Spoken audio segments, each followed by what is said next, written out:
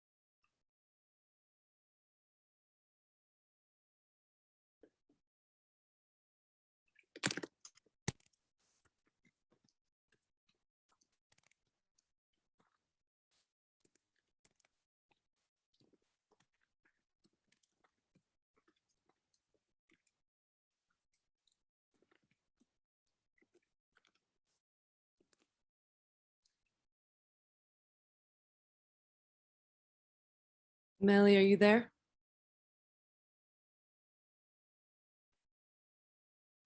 Yes. Great. I am going to have you explain the Spanish translation so folks can move over before I keep going, and how to get to the Spanish translation. Okay. Si hay alguien que necesita que lo interpreten en español, pueden apachurrarle abajo donde dice Spanish y ahí lo van a poder interpretar en español.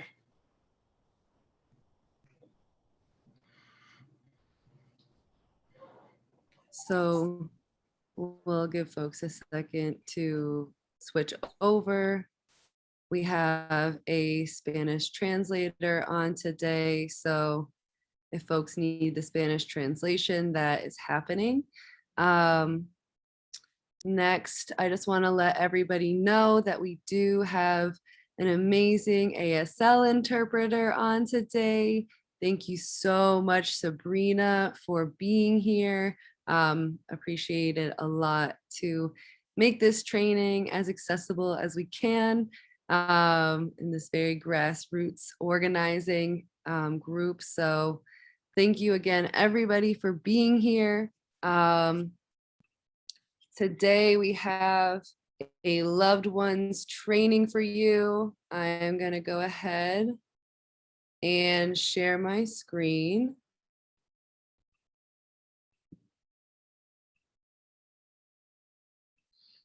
So today's loved ones training is brought to you by the Coalition to Decarcerate Illinois.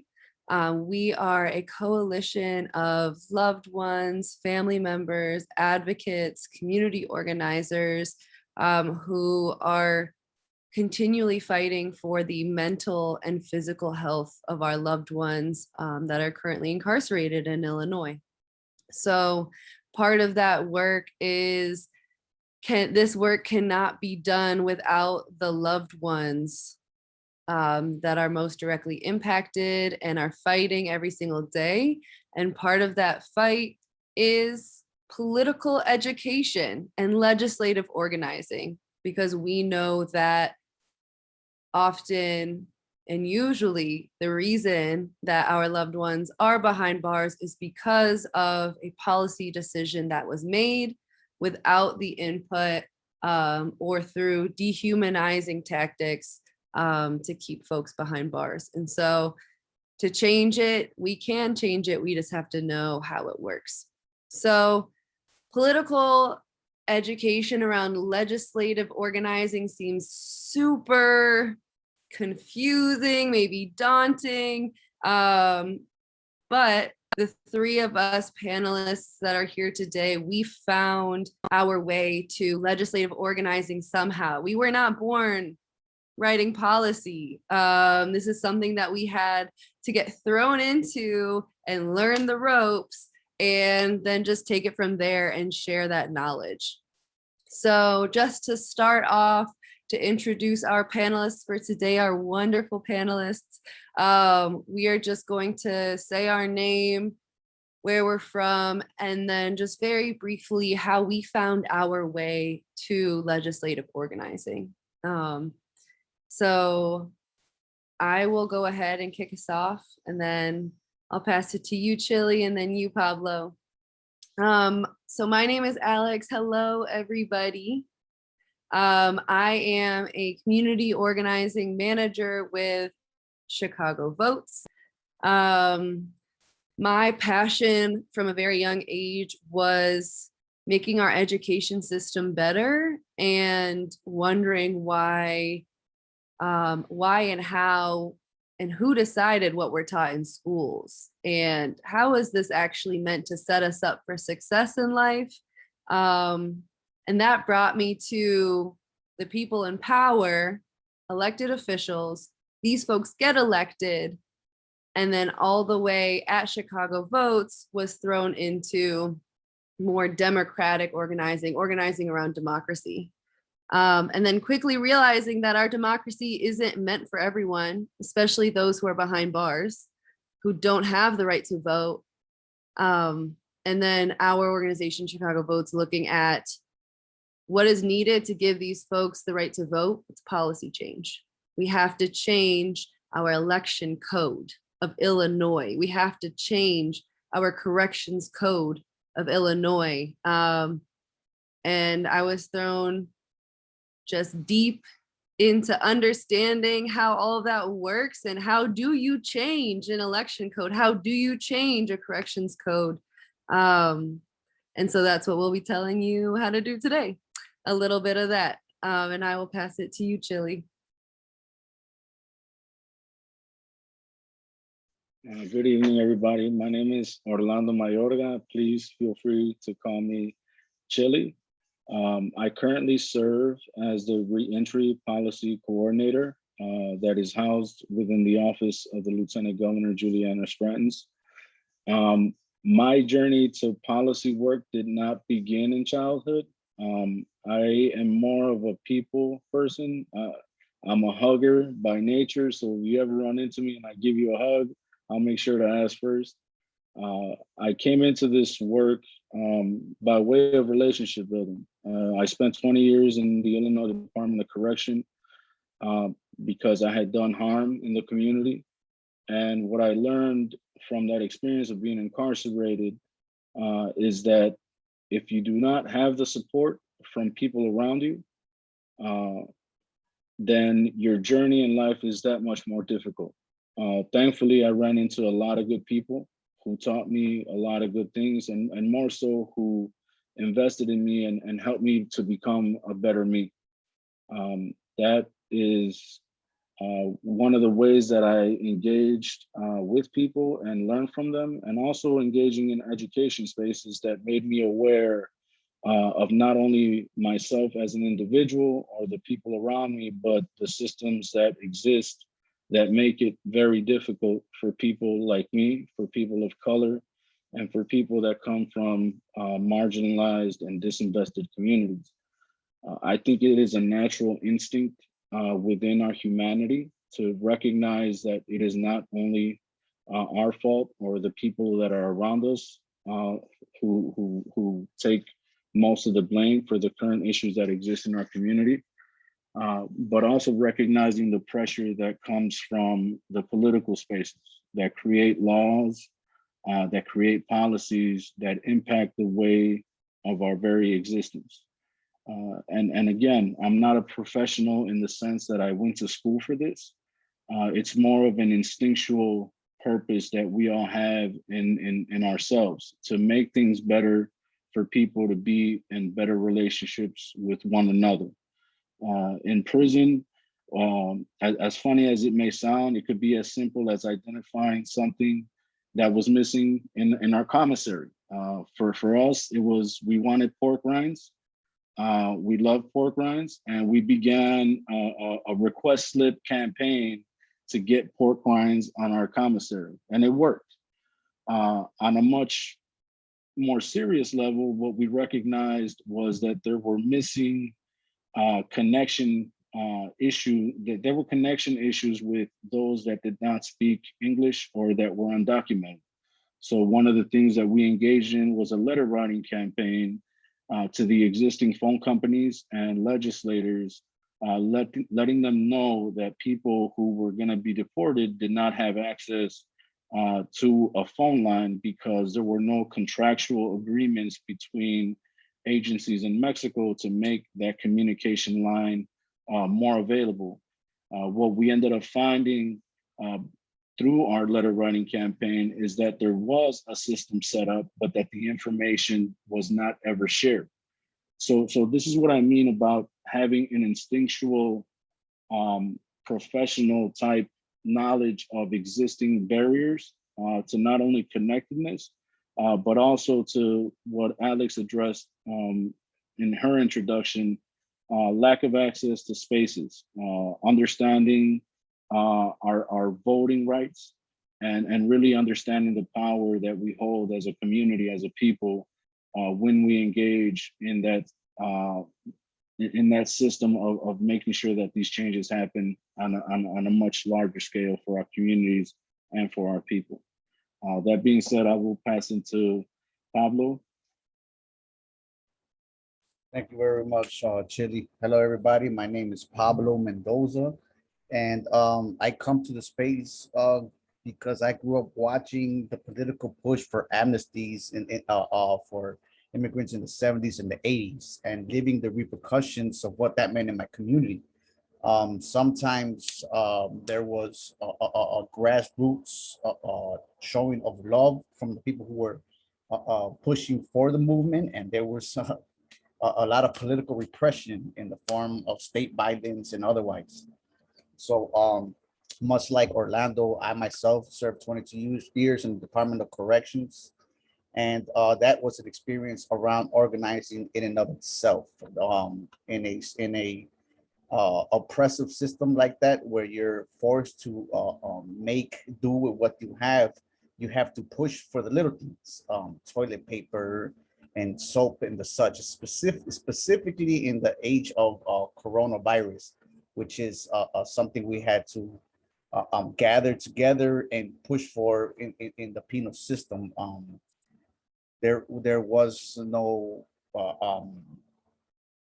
cleaning supplies. There was no soap to wash your hands with if you weren't provided that by your family. So it was incumbent about ourselves to organize and make the issues known that we were being set up for failure when it came to this coronavirus. And then once upon release, I mean, I came upon organizing by virtue of Alex. I was provided a job opportunity. Didn't know what organizing was. I'm learning it along the way, right? So some of you are here today thinking, what the hell is organizing? I think you're privy to a exclusive training here. There's a political change, and where the people who are being elected look more like us, right? So organizing today means something totally different than it meant 20 years ago. So I think you're in for something very special today, and I hope to make this fruitful for everybody. And I return it to you, Alex. Thank you. It seems our ASL interpreter has frozen. Is that just me? No, I think yeah, she is frozen at the moment. Froze. Is there anyone who currently, well, shoot, we kind of need her to say that, but maybe type in the chat if there's anyone who currently needs ASL interpretation.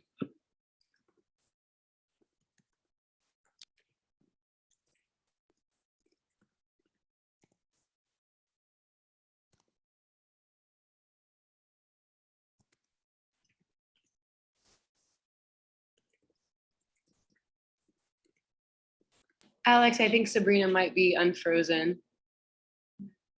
There you are. Alrighty. So to open us up, we have a beautiful piece that I will let Chili intro and I will be saying the English parts. Absolutely. We wanted to intentionally center ourselves within this space to really find the connectedness that we have and we share with one another, not only in this space, but in this world. And this is a poem that I wanted to introduce in this current presentation to help us humanize one another and humanize the people that we hope to serve. The poem is titled En la Quech, and it reads, Tú eres mi otro yo. You are my other me. Si te hago daño a ti, If I do harm to you, me hago daño a mí mismo.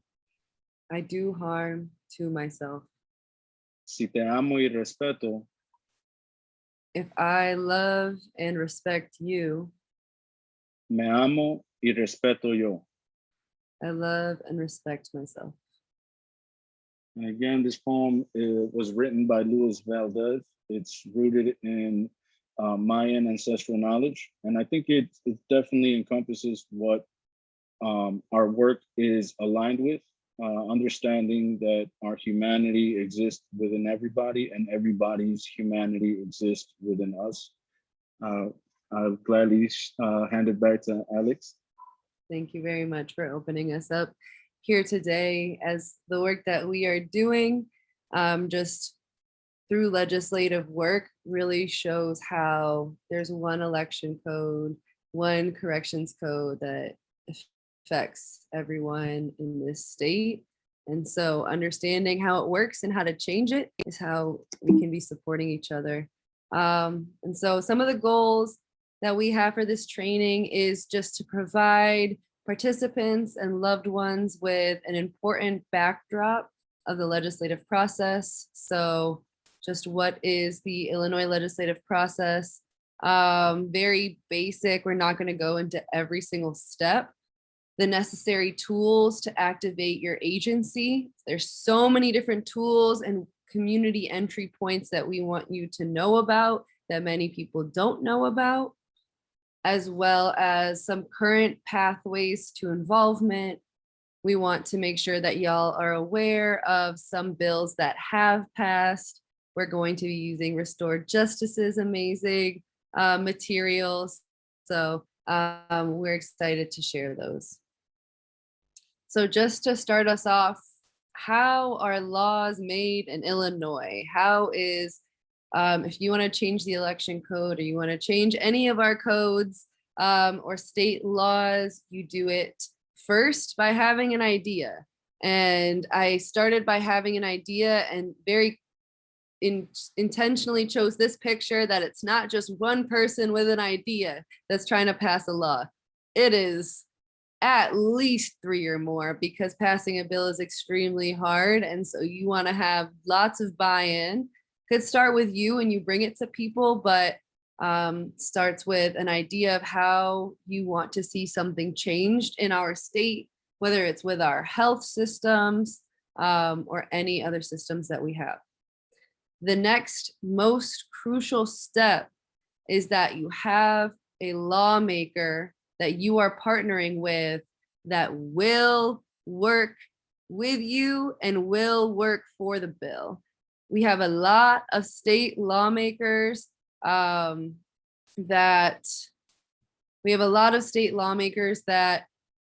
talk big talk, and then you give them your bill and then they don't do anything with it. You want to go with someone that is a senator, so they're in the Senate, or a House representative, they're in the House of Representatives, that has a track record of moving bills that they have. And so the best way to understand who these lawmakers are is usually by looking to the organizations that do policy work and that work with these lawmakers and can give you some idea of, do they work with the people or do they just want to take the bill and maybe not move it? This is a very important partnership. The next step is you have to work with that lawmaker to get that bill passed through 2 chambers, so the Senate and the House. This is where we will go over a lot of community entry points of how you can be a part of getting a bill passed through 2 chambers, because even if you have a lawmaker that is extremely on your side and willing to work for your bill, they can only succeed with more community help and community pressure. And then lastly, if it's passed through both chambers, it will be signed by the governor. I was gonna say lovely man, but I won't, I don't know if lovely is the word. This man right here, our governor, JB Pritzker. So when can you pass a bill? Like, when does that even happen?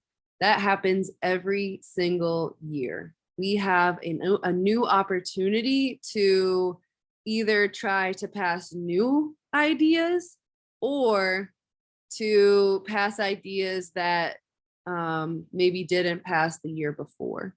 Our state legislature, so all our senators and representatives, have been changing every single year. Either if we lose a representative or if an election kicks some of these elected officials out. Right now, in our 2 chambers, we have a supermajority of Democrats.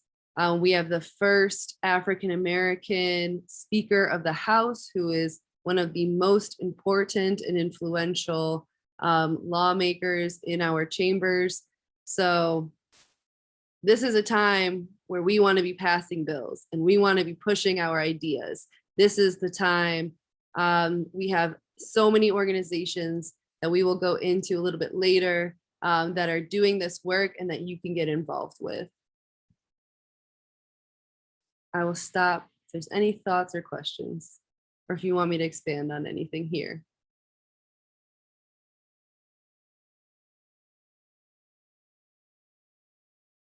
And I just want folks to know that looking at this one graphic, you are not expected to be an expert on the Illinois legislative process.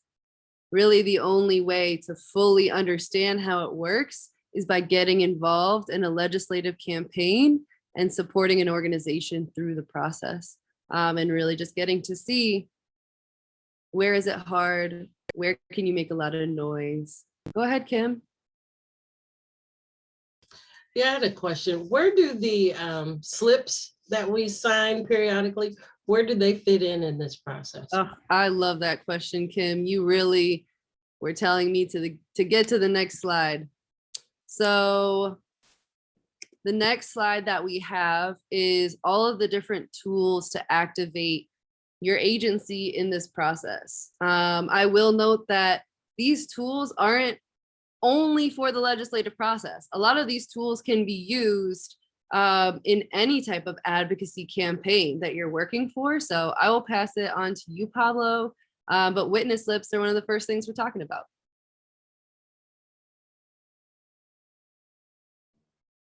Awesome. Thank you very much for that handoff and for the question for passing it right along.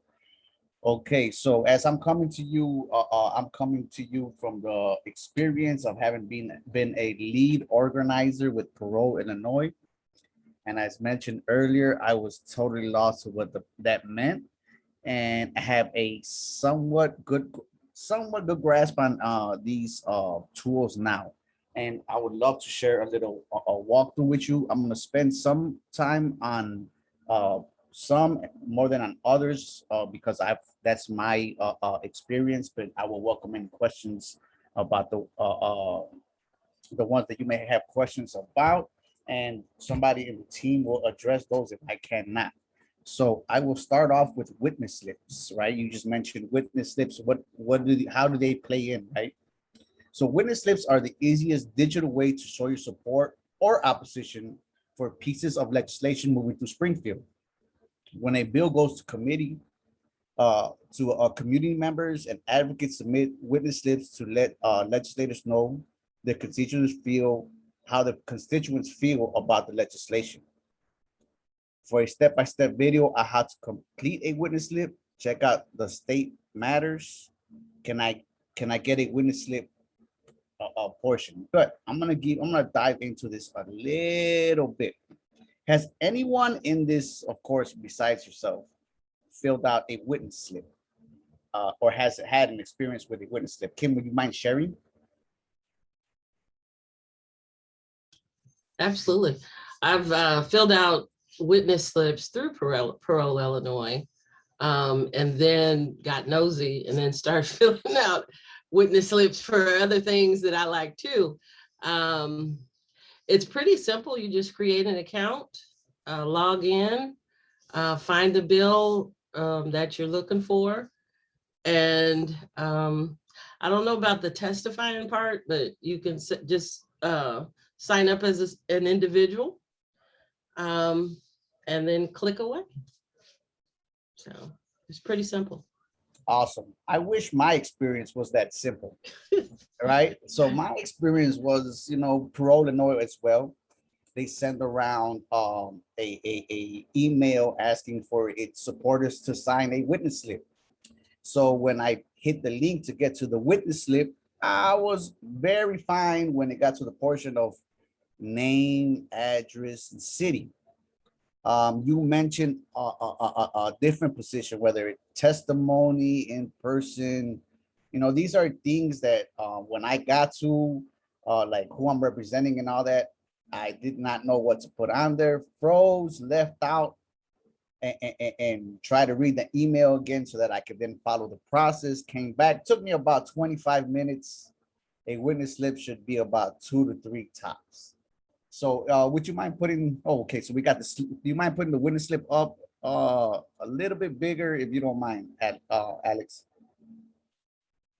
Okay, so as I mentioned, I'm pretty sure everybody, including myself, sometimes I forget my name, but there are instances where I remember it. But we have our name, address, that portion looks pretty simple, right? Email. One of the things I would like for you, Alex, to kind of help me out here is where it says I'm a business or agency. Can you tell us a little bit about what we should place when running across these here, Alex? Yeah, so what I put, and I can't zoom in here, I'm so sorry, but I will talk through them. So on the left-hand side, this is the form itself that you fill out. And then on the right-hand side is what it looks like when legislators pull it up on their end during the committee hearing. So I think it was your question, Kim, before that was, when do you do this? When in the process does this even come up? This comes up when you're trying to get your bill passed through these 2 chambers. It will go to a more specialized committee first in both chambers of lawmakers that, maybe specialize in judiciary related bills, specialize in sentencing bills. So it'll go in front of them first, and they will look at how many witness slips and who filled out witness slips either for or against this bill. And so as you can see here, your name, where it says firm, business, or agency, this is what it looks like. So if people put in nothing, NA, that's okay. People put in an organization that they're representing, Planned Parenthood, people put self a lot. If you are just on behalf of yourself, you can just put self. You can put none, retired.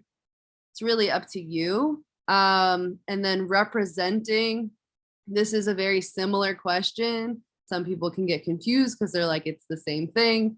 A lot of people put self for both of them.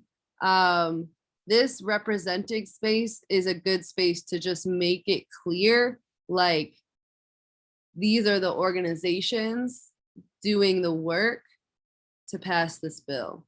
So a lot of individuals like yourself, Kim, may just have the agency to go look for bills that you like and just fill out witness slips on behalf of yourself, which is awesome.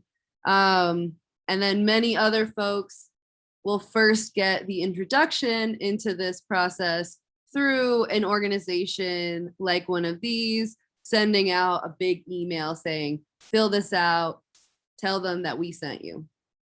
So this representing piece, that is where it says representation in that box. And I'll pass it on to you, Pablo. Excuse me. So, thank you very much, Alex. Yeah. And you know, sometimes so in my experience, you know, I came across the part where where it says section 4 testimony. I had a problem with what they were actually asking you about oral, written statement filed, and record of appearance only. I still have some doubt into what all these mean, and I've been in different positions, so I know that I provided oral testimony, so I've had to sign that one, but got used to putting in their record of appearance so much that when I was actually giving testimony and doing the oral testimony, I kind of got lost there. But these are all these fields are actually required for the witness slips, and sometimes you won't be able to get through them because really don't know what to put and you want to go back. And I would like to familiarize everybody that, you know, record of appearance only is just you saying you're there in support of. I would like to also point out that, you know, we have a section here on subject matters where it says proponents, opponents, or no position. I've had the unfortunate experience of having somebody mark the wrong section, and let me tell you, it makes a big difference. We had one opponent and it was an accidental one, and for some reason we had pushback on that one opponent. So these are very important when it comes to the committee hearings, because they will show the legislator where they will be getting pushback from. And it's important that they see that there are more people there are more proponents for it than people who are against it. So that's very important. So I'm gonna move on now to a second way to activate your agency, and that's to call your legislator, right? Our job as constituents don't end after we cast our ballot or a campaign is won. We have to continue to hold our elected officials accountable by scheduling meetings with them to discuss the implementation of our legislation, and continue to call them to let your community voice be heard in Springfield. There's a misconception that there is a hierarchy amongst ourselves, right? That there are the legislators who represented us in office, and then it is us. I take a very different view. I fully hold that we put them in office to represent us. So it is our vote that should be being put forward, and it is incumbent upon us as constituents to let them know how we feel about this. Usually, my experience on the inside, everybody complained about the situation, but nobody did anything in the situation where Chili was talking about with the pork rinds. It motivated everybody. And then once the voices started accumulating, now we started having change. And this goes for us out here as well. We can sit in our corners, in our silos and complain, or we can actually do something about it. When we start doing something about it, the system starts working for us. So it's very important that you call your legislator. With Parole Illinois, I found it that the only time we ever got a meeting with a legislator is when we had one of their constituents on, and they were very amicable, very pleasing. And it's important that, you know, we kind of establish this relationship, because we think that we're there to serve them, and they're thinking the exact same thing about us, and we need to make our voices heard. So I'm going to move on to listening in on sessions. This is another good way to kind of inform yourself. As having family members on the inside, you hear all kind of different rumors, and then here we are reaching out to the organizations to clarify them. But listening on a session is a good way for you to be that voice, right? To inform your loved ones and those around you about what's going on, right? So if you can't make it to a session but want to hear your bill being voted on in real time, when you're in luck, the Illinois ILGA.gov website has a video and audio streaming of committee hearings and sessions held in the House and Senate. Just head to the homepage and click on audio/video for the session you want to watch. So there's I'm going to move on to committee hearings. There's also a way to attend committee hearings. They may not be as accessible, especially now with COVID, but it's possible to be there. They may be very dry, very boring, but when you're invested in something, I think it's very important to attend these hearings. So committee hearings are open to the public, all right? So we can be there, contrary to popular belief. You want to hear the discourse around your bill. You may make a public statement in favor or in opposition against a certain bill in committee. And you can mark your calendars and attend the meeting with others, right? I'm gonna move on. I've attended maybe one or two. They're very good in the sense that you kind of understand the push against your bill and the people who are on the side, proponents of your bill, some that are on the fence and what their reservations would be. So this is a good fact-finding place to go and actually learn about your bill. Before you move on, Pablo, Sure thing. Nancy and Julie, do y'all just have your hands up from when Pablo asked if you've done a witness slip? Okay, I just wanted to make sure that you didn't have some dying question this entire time we've been ignoring you. Or So, yeah, thank you for that help, Alex. I'm trying to read in the bigger print and not so much in the little print, so I can't watch both screens at the same time. But I appreciate your help. Okay, awesome. So I'm gonna move on to Plan and Advocacy Day. This is an awesome tool also to activate your agency, right? Because you bring to power the people to your legislators' doorstep by hosting an Advocacy Day. Advocacy Day usually starts off with a press conference to share your message with the media and end with a scheduled meeting with legislators to discuss the bill you are working on, right? So you raise awareness around what it is or you're campaigning around. And then once you have the attention, now you have the ear of your legislator. But without that attention, it doesn't really translate otherwise.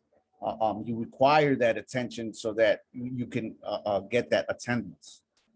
I'm gonna move on to drafting legislation. I don't know, anybody here can we get a show of hands of those of you who have written some sort of legislation? I know I have not, though I know that it is possible. If we are to create some change, it's going to come from those of us who are directly affected, and only we know what these changes mean. And it's important that we start actually writing our own, right? So anyone can work with legislative representatives to draft legislation. Groups like the ACLU of Illinois, Chicago Lawyers Committee for Civil Rights, and the Sargent Shriver Center on Poverty Law are amazing legal advocates that can help you make your idea a submittable bill. We think that we don't possess the language or the ability to do so. There are partners to help us do this, and they are already willing to do so. Yes. Legal representatives are super helpful because they can help you think through the actual language that you might want to use. Some folks think that to submit a bill, you have to be able to write in the bill language itself. But I have heard stories of legislators dropping off an envelope with a couple sentences on it with a bill idea and giving it to our legislative reference bureau, which are the folks that actually will take your idea and make it into the actual bill language for you. So just know that the more you can work with a legal representative, they can help you get the language to the point where it's the easiest pass off. But know that if you don't have a legal representative, but you have a bill idea, and you have a lawmaker that's willing to work with you, you can get it in. But we put ACLU of Illinois, Chicago Lawyers Committee for Civil Rights, Sergeant Shriver Center on Poverty Law. Those are just some legal advocates that have supported legislative work. Yeah, thank you for that. I was not aware. So that is very nice to hear. I guess for everybody who's watched the recent past election, presidential elections, you should be somewhat in the know of the impacts of social media. Barack Obama utilized this tool effectively to galvanize the support of the youth when in his first run for election. And then lo and behold, Trump did the same thing to rival up his base, right? But I mean, if it can be done by the orange man, right? Then I feel like it can be done by any one of us, right? And social media campaign are very powerful tools that are just surfacing, right? Like we can be creative with them and raise so much awareness that it's something that's become a very fruitful tool for us, right? So social media platforms have grown into major new sources. Elected officials often utilize their social media platforms to communicate with constituents and provide news for their districts. Starting a social media campaign to add to public narratives and apply pressure is a great way to use digital voice and recruit others to take action with you. I also want to point out that social media campaigns run both ways. So you kind of seen that you can create your own to galvanize people around your issue, but just like you're putting out your campaign, so are the representatives. I've utilized their campaigns to find out where they would be appearing next, so that I can show up and ask a question about something that was interesting to me. So it can work both ways, right? You can put yourself in a space where you want to be, or you can present a message. So that's a very, very good and important tool for people to use. So one of the ones that I found very intriguing is sending postcards. Postcards and comment cards are a great way to show the strength of your campaign. Sending hundreds of postcards to your representative's office sends a clear message that the constituents are paying attention to an issue and want their elected official to take action. I didn't even know they still made postcards, but I guess this is also an effective way to kind of, you know, I don't know about you, but if I get a whole bunch of bills in the mail saying, hey, I owe you money, I'm gonna, you know, maybe pay a little bit of attention to it, right? So believe me, when the voices start accumulating and the mail starts piling up, they're gonna want to know what this is about. So this is an awesome tool that I will be putting in my repertoire. Okay, this one I love, especially host a direct action. If we don't get it, shut it down. Direct actions are a great way to build a community of people that are ready to take collective action while showing the people power behind your legislative efforts. Host a rally or action to bring large groups of people together and show your officials that people are ready to hit the streets for change. That I can't stress how important that is. Only we know the issues that we are suffering from, and it's incumbent on us that we pool our collective voices, right, so that we can raise awareness around them, or we're gonna just be in silos like this, preaching to each other. So it's very important that we start utilizing this tool most importantly. So I'm gonna move on to the last and final tool that we have here, and it's host/attend town hall meetings/forums. So public forums are a great way to grill candidates on policies and initiatives happening on a hyper local level. These events give community members the experience of meeting with the legislator in partnership with the rest of their community.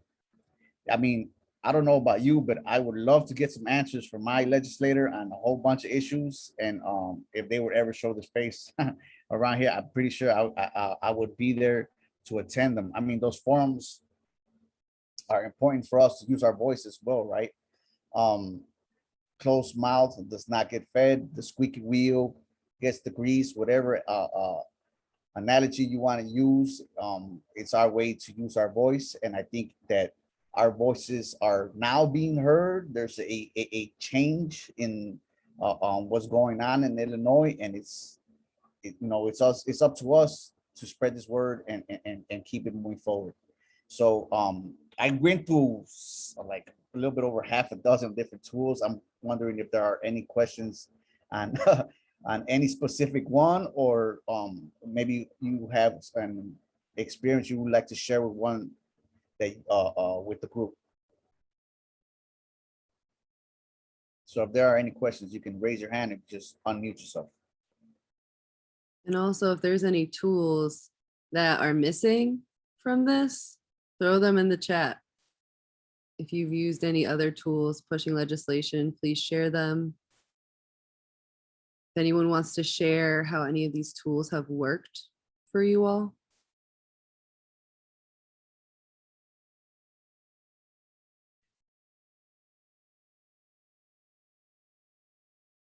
Have they worked at all? In terms of timing, oh, go ahead, Chili. I did have a question for you, Alex, when it comes to the organizing aspect. How important are one-on-ones when considering the organizing capacity prior to even drafting legislation? One-on-ones with legislators? Or just Or one-on-ones with community stakeholders, legislators, even Yeah. people in the community? I think that's a great point, and I will also go back to talk about, so this bill, this witness slip bill, this HB 1872, this is the bill to restore voting rights for folks that are currently incarcerated. I bring this up because it's the Chicago Votes bill, and we initially put in this bill with community support, and then realized after submitting the bill that there was a lot of other information we could put in this to really shape what does it look like for people in our Illinois prisons that are still serving a conviction to be voting. Like, what does that really look like? Can we write that into the law? And so these are one-on-ones that we really were diving into after we have put this law in. Because the original bill was just going to be very simply to restore voting rights.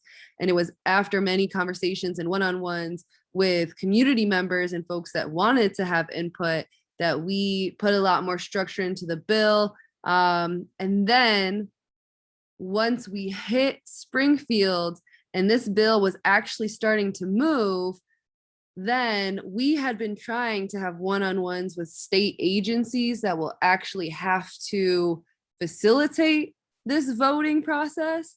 And none of them really wanted to talk to us until they saw the bill was moving in the last 2 days, and they wanted to have all of their different input and amendments into this bill. So I say that all to say that when you're in this idea stage, it's really good to flesh out that idea as much as possible with as many different advocates, organizations, and state agencies that you can get to give you input. Some won't give you input until they have to, because it could potentially be law and they will have to be a part of it.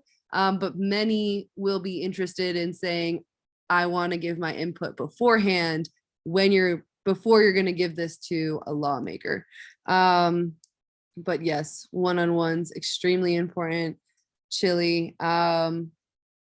And then many of these tools that Pablo just went through, these are tools that you're going to be using a lot to get your bill passed through the 2 chambers. And sometimes you're going to need to use those tools to get the governor to do his job and actually sign the piece of legislation, but tools that you can use at any time.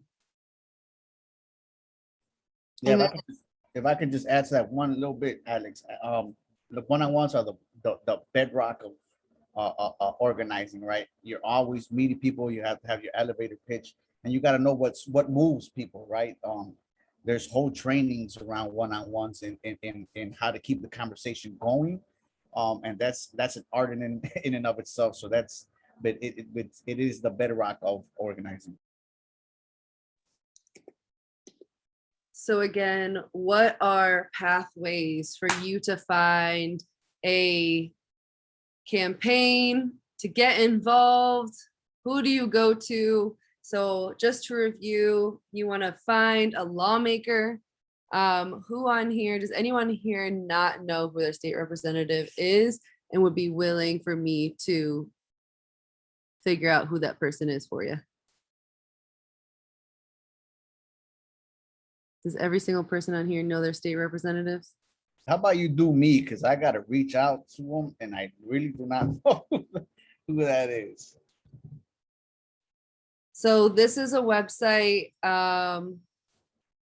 that once you really just Google who are my state lawmakers, this is one of the first websites, it's elections.il.gov, that will come up. And you can put in the address. Do you want to give everyone your address, Pablo? Sure.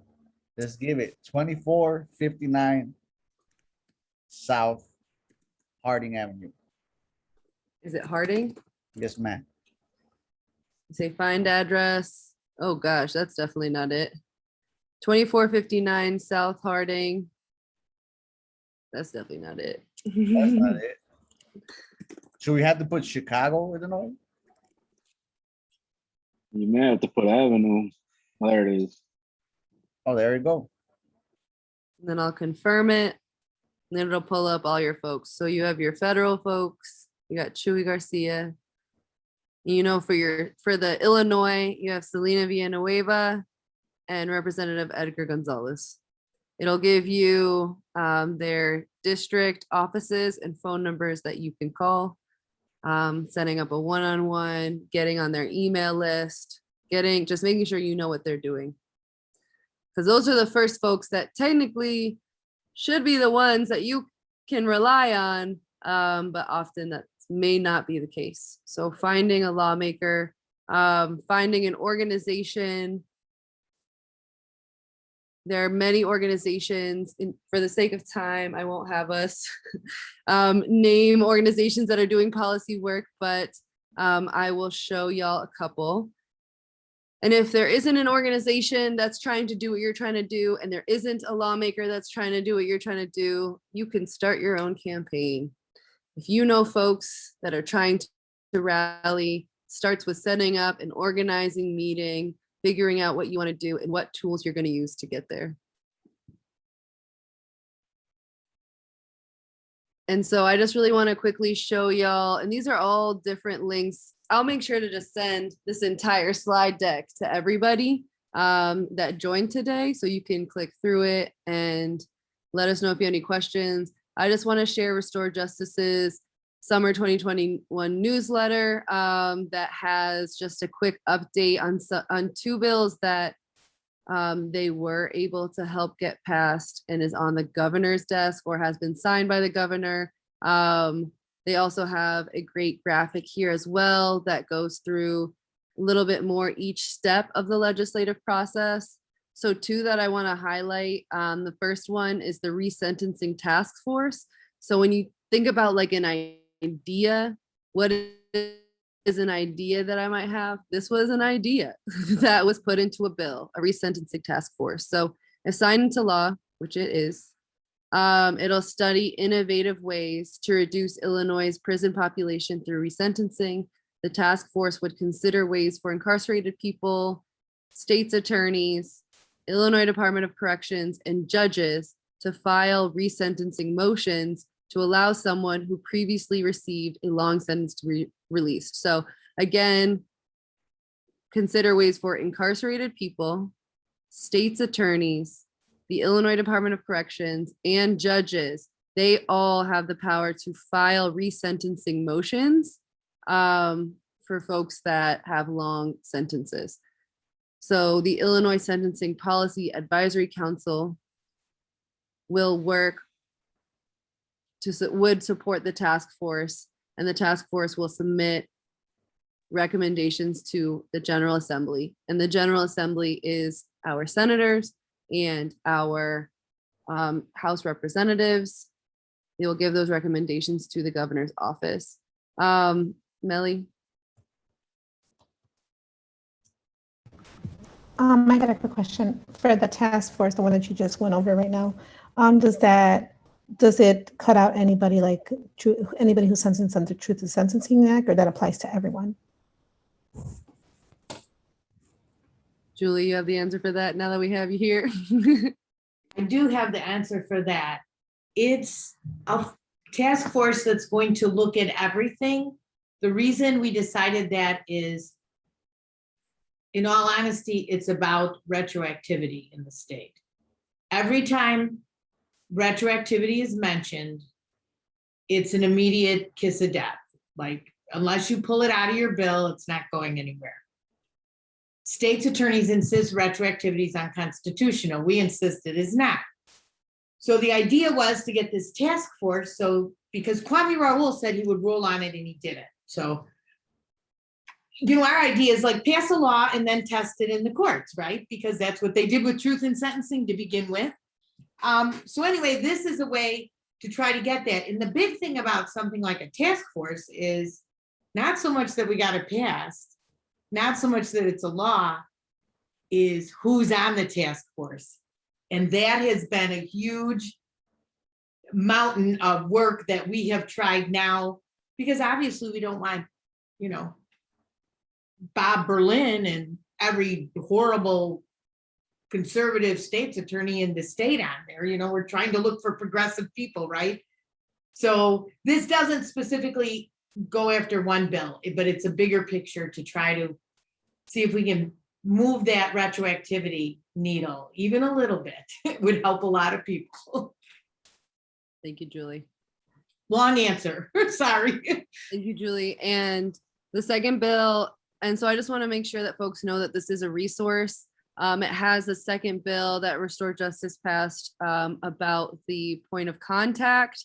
If folks don't know, that point of contact for family members was named. Her name is Natalie, what's her last name? Mason. Natalie Mason. So folks have already started reaching out to this person. And that is how quickly this bill was implemented. Do we know how Natalie's doing? Has anyone tried to reach out to her? I could just say, if someone has, if they could CC Restore Justice on her response, because we know this bill didn't have enough teeth, but we wanted to get it started. So we plan on going back to lawmakers and saying, listen, we need more accountability from them, because, she's blowing people off, right? So we're trying to build up, because if I go and just tell them, they don't care. But if I say we've received 80 emails of people who haven't gotten a response, or her voicemail's been full or whatever, it's more effective. It's more effective to get some teeth in the bill. We've got quite a few things we want to ask the Department of Corrections about implementing with things like this. So anyway, Yes, we just build on things is the goal. exactly. Melly, do you still have your hand up? Or was that from before? It might have been from before. And so one thing and I know that it is 7, so I will go through our last slides. But something Julie just said is teeth. She talked about teeth in the legislation, in the bill. When we mean teeth, like what I had said before, is making sure that, like with our voting in prison bill, the logistics of how these departments have to actually facilitate it. We are going to put that line by line, word by word, how we want to see it done. So that way, if it's signed into law, those are the teeth that they have to abide by. And so oftentimes folks might just do something more vague because it's easier to get past. It really just depends on the base that you have behind it. And so the link that I just threw in there, that is this web page. It has many bills that are still being worked on. It has the organizations that are working on them, and specific people that you can work with. And so please use this resource that they have put together.